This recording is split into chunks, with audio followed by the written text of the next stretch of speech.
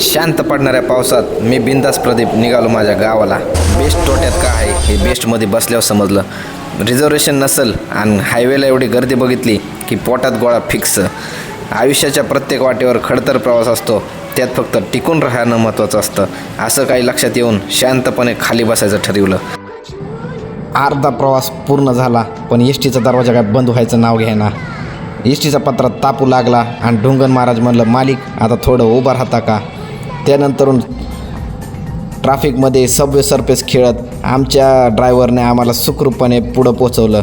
स्वारगेटला driver change झाला आणि त्याच्या पुढं मला 250 किलोमीटर नंतर बसायला जागा भेटली. आता 250 म्हणजे किती हे मला कमेंटमध्ये नक्की सांगा.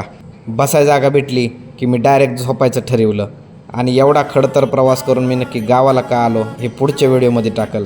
त्याच्यासाठी व्हिडिओला लाईक करा, कमेंट करा आणि सबस्क्राईब नक्की करा, म्हणजे जेणेकरून तुम्हाला पुढचा व्हिडिओ नक्की पाहता येईल. गावचा आनंद काय असतो हे पुढच्या व्हिडिओमध्ये दिसेल. धन्यवाद.